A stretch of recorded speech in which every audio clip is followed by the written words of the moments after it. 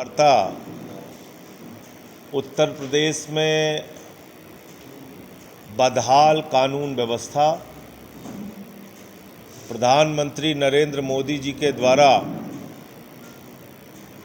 Operation सिंदूर के नाम पे ऑपरेशन वोट बैंक की शुरुआत और भारत के लिए चौथी बड़ी अर्थव्यवस्था बनने का जो दावा है उसके संबंध में बुलाई गई है। हमारे साथ प्रख्यात शिक्षाविद और आईएएस की कोचिंग भी चलाते हैं, आम आदमी पार्टी से पड़पड़गंज सीट के प्रत्याशी रहे, चुनाव लड़ा और अभी पूरे यूपी में जो हमारा संकल्प शिविर का अभियान चल रहा है उसके प्रमुख वक्ताओं में से एक अवध ओझा जी भी हमारे साथ है। हमारे नौजवान के सर में 36 टाँके लगे थे। मैं देख के आया कल अलीगढ़ में, शरीर पूरा लहूलुहान हो गया, पीटते रहे, मारते रहे। सुबह 9:15 बजे 112 नंबर की गाड़ी पुलिस की जा रही थी, उनमें से एक नौजवान चीख के भागा कि शायद पुलिस वाले हमारी मदद करेंगे, पुलिस वाले छोड़ के चले गए। फिर आधे घंटे के बाद आए, तब तक वहाँ 300-350 लोग इकट्ठा हो गए थे, सब मारपीट में लग गए। पुलिस वाले गाड़ी से उतार रहे हैं इन लोगों को कि उतरो, हटो यहाँ से। बहुत मुश्किल से किसी तरीके से वो लोग हॉस्पिटल पहुँचाए गए और अभी चारों का इलाज, कदीम, अरबाज, अकील और फिर एक और लड़के का नाम अकील था, चारों का इलाज अलीगढ़ में चल रहा है। हम क्या बताना चाहते हैं उत्तर प्रदेश को, हम क्या बनाना चाहते हैं उत्तर प्रदेश को? आपको गौ रक्षा के नाम पे गुंडागर्दी का लाइसेंस किसने दे दिया? और उस मीट का परीक्षण हुआ, रिपोर्ट आ गई, उसका लैब से उसकी टेस्ट हुआ, रिपोर्ट आ गई कि वो गौमांस नहीं था।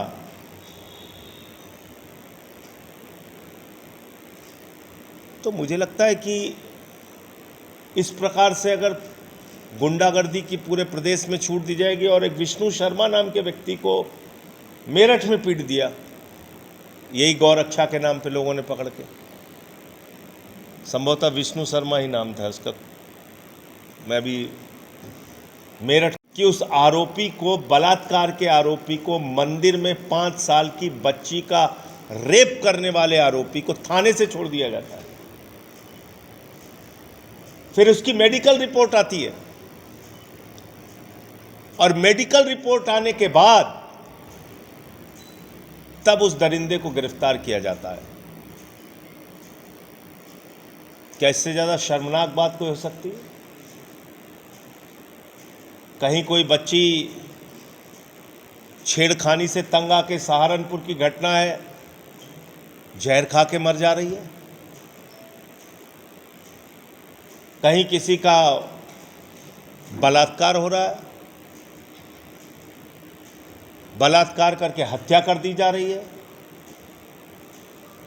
कई ऐसे बीजेपी नेताओं के वीडियो आ रहे हैं जो ये दिखाता है कि महिलाओं के प्रति इनकी सोच क्या है। और कल जिस मामले में मैं गया था अलीगढ़, वो तो और ही रूह कपा देने वाली घटना है। 4 मुस्लिम युवक गाड़ी से मीट लेके जा रहे हैं। कुछ लोगों ने उनको रोका, कहने लगे ये गौ मांस है। उन्होंने कहा ये गौ मांस नहीं है, हम अलीगढ़ की फैक्ट्री से मांस लेके आ रहे हैं। कहने लगे रसीद दिखाओ। उन्होंने रसीद दिखाई, रसीद उठा के फाड़ के फेंक दिया। उन्होंने, उन गुंडों ने रसीद उठा के फाड़ के फेंक दिया और कहने लगे ये गौ मांस है और मारना शुरू कर दिया। वो वीडियो आप सब मीडिया के मित्रों ने देखी होगी। इतना मारा, इतना मारा, इतना मारा, मन की बात में बोल रहे हैं, यहाँ रैली में ललकार रहे हैं, वहाँ रैली में ललकार रहे हैं। प्रधानमंत्री जी, रैली करने के लिए आपके पास बहुत फुर्सत है। एक दिन में 4-4 बार आप कपड़ा बदल रहे हैं। जो 4 बार कपड़ा बदलने में आपको टाइम लगता है प्रधानमंत्री जी, कम से कम उतना समय आप निकाल लेते जिन बहनों के माथे के सिंदूर उजड़े उनसे मिलने के लिए। आपके पास उतना भी वक्त नहीं मिला।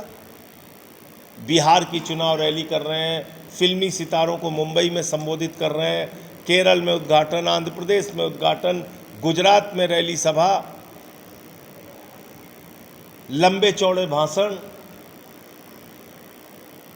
तो प्रधानमंत्री कहते हैं हमारे शरीर में, हमारी नसों में गर्म सिंदूर बह रहा है। मैं कहता हूं प्रधानमंत्री की नसों में नौटंकी बह रही है। जैसे ही लाइट कैमरा एक्शन देते हैं उनकी नौटंकी शुरू हो जाती है। कितना झूठ बोलोगे आप इस देश के साथ? आपने सीज फायर क्यों किया, इस देश को जवाब दीजिए। जब भारत की सेना अपने बहादुरी और पराक्रम का परिचय दे रही थी, 9 आतंकी ठिकानों को मिटा दिया था।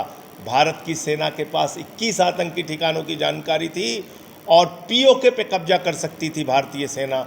बलूचिस्तान को पाकिस्तान के नक्शे से अलग कर सकती थी, बांग्लादेश की तरह उसको अलग किया जा सकता था। ऐसे वक्त में ट्रंप के कहने पर आपने क्यों सीज फायर किया? पीओके पर कब्जा करने का मौका क्यों आपने गंवाया? देश को धोखा क्यों दिया?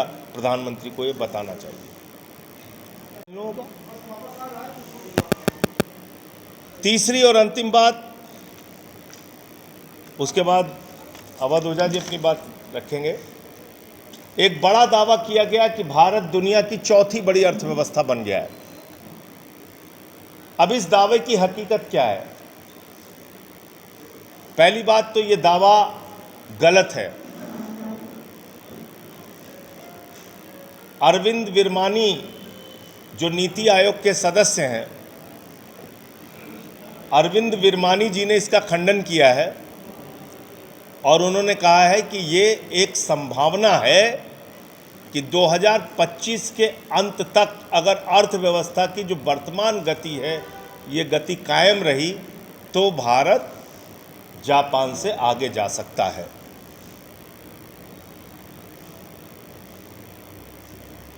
लेकिन ढोल पीटना शुरू कि भारत दुनिया की चौथी बड़ी अर्थव्यवस्था बन गया। हमें भी खुशी होगी, हम पहली अर्थव्यवस्था बन जाएं, दूसरी बन जाएं। लेकिन वास्तविक खुशी आप लोगों को कब होगी? जब इस देश की प्रति व्यक्ति आय बढ़ेगी।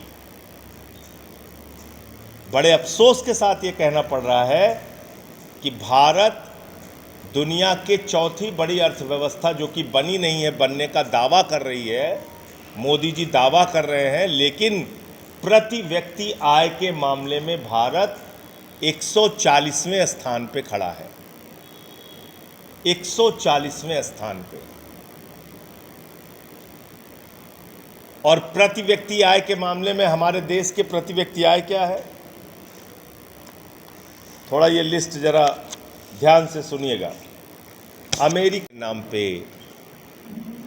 ये किसने दिया? ये बीजेपी की सरकार ने दिया। तो अलीगढ़ के मामले में जो कुछ भी हुआ उसका फास्ट ट्रैक बना के, और ऐसे जितने भी मामले उत्तर प्रदेश में हैं जो फर्जी तरीके से गौमांस का झूठा आरोप लगा के लोगों को मारा पीटा गया है, उनका सबका एक फास्ट ट्रैक कोर्ट बना के ऐसे गुंडों के खिलाफ सख्त कार्रवाई और सज़ा उनको मिलनी चाहिए जो नज़ीर बने। और अलीगढ़ की घटना का संज्ञान उत्तर प्रदेश के मुख्यमंत्री को लेना चाहिए। प्रदेश में अपराध बहुत तेज़ी के साथ बढ़ रहा है। कानून व्यवस्था के बड़े बड़े दावे मुख्यमंत्री जी करते हैं, यहाँ डबल इंजन की सरकार है, लेकिन कानून व्यवस्था बद से बदतर होती जा रही है। नंबर 1। नंबर 2, इस वक्त पूरे देश में आदरणीय प्रधानमंत्री जी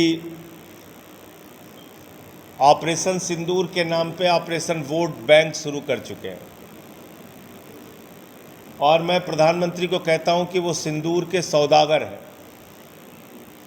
और ये बात मैं इसलिए कहता हूं कि पहलगाम में 200 किलोमीटर तक आतंकवादी घुस के आए हमारी देश की सीमा में, हमारे बहनों के माथे के सिंदूर उजाड़े, 26 लोगों को मौत के घाट उतारा और वापस चले गए, अभी तक मिले नहीं। उन आतंकवादियों के खिलाफ अब तक कोई कार्रवाई नहीं हुई, वो मौत के घाट नहीं उतारे गए। और बगैर उन आतंकवादियों को मारे जिनके लिए आपने ऑपरेशन सिंदूर की शुरुआत की थी, आपने ट्रंप के दबाव में सीज फायर डिक्लेयर कर दिया। प्रधानमंत्री के लफ्फाजी के लंबे चागरी और वोट बैंक की पॉलिटिक्स आप बंद कीजिए प्रधानमंत्री जी, ये मैं आपसे कहना चाहता हूं। पूरे देश के 3 सवाल हैं। नंबर 1, वो आतंकवादी पहलगाम में आए कैसे? नंबर 2, उन आतंकवादियों को अब तक मारा क्यों नहीं गया जिन्होंने हमारे बहनों के माथे के सिंदूर उजाड़े? और नंबर 3, ट्रंप के दबाव में आपने सीज फायर क्यों डिक्लेयर किया जब भारतीय सेना पीओके पे कब्जा कर सकती थी, बलूचिस्तान को पाकिस्तान से अलग कर सकती थी? ये 3 सवाल का जवाब प्रधानमंत्री जी को जरूर देना चाहिए। और एक चीज़ मैंने सुना, मुझे कई बार भाजपाइयों पे बड़ी हंसी भी आती है। कह रहे हैं कि अब बीजेपी का कार्यकर्ता घर घर में सिंदूर बांटेगा। बताइए, शर्म नहीं आती है? अरे भैया, सिंदूर का मतलब पता है आपको? एक महिला के लिए सिंदूर का मतलब है उसके पति के द्वारा उसके माथे में सिंदूर भरा जाता है। भाजपाइयों, इतनी तो समझ कर लो। कोई लुच्चा लफंगा जाके किसी के घर में सिंदूर दे के चला आएगा किसी महिला को? वो उसका सिंदूर अपने माथे में भर लेगी? अरे ऐसे बिना सिर पैर के कार्यक्रम बनाते हो, सोचते भी नहीं। भैया, सिंदूर भरता है पति अपनी पत्नी के मांग में। सिंदूर उसके माथे का गौरव है, सिंदूर उसका सम्मान है, सिंदूर उसका स्वाभिमान है। और भाजपाइयों की हालत तो क्या हो गई है, इस समय पूरा देश देख रहा है। और कह रहे हो कि तुम्हारे कार्यकर्ता घूम घूम के सिंदूर बांटेंगे महिलाओं को। मैं भाजपाइयों को समझा रहा हूं, ऐसे कार्यक्रम मत करो, पता चला 2-4 थप्पड़ न खाने पड़े किसी महिला से आपके कार्यकर्ताओं को। अपराध को लेके बहुत चर्चा हो रही है कि 24 घंटे में 14 हत्या हो गई। शायद ये रिपोर्टिंग अब शुरू हुई, लेकिन हालत कमोबेश यही पहले से ही थी। 15 हत्या, फर्जी इनकाउंटर, ये सब चल रहा था। लेकिन अब मीडिया की निगाह इस तरफ पड़ी है कि अपराध बहुत तेजी के साथ बढ़ रहा है। अभी 18 मई को आगरा में एक मंदिर के अंदर 5 साल की बच्ची के साथ रेप हुआ। 5 साल की बच्ची के साथ। और उससे भी ज़्यादा शर्मनाक बात यह है कि जब वो बच्ची चीखने लगी, उसकी दादी वहाँ पे पहुँचती है, तो बलात्कारी दरिंदा जो था, जो उस बच्ची के साथ मंदिर में रेप कर रहा था, वो बलात्कारी दरिंदा उस बूढ़ी दादी को धक्का मार के चला जाता है। फिर जब वो चीखती हैं, चिल्लाती हैं, तो लोग वहाँ पे इकट्ठा होते हैं और उस आरोपी को पकड़कर पुलिस के हवाले करते हैं। ये सोचकर कि पुलिस जब उत्तर प्रदेश की ये सुनेगी कि 5 साल की बच्ची के साथ मंदिर में रेप हुआ, तो आरोपी के खिलाफ सख्त कार्रवाई करेगी, उसको पकड़ के जेल में डालेगी। उसको आगे सजा कैसे मिल सकती है इसके बारे में सोचेगी।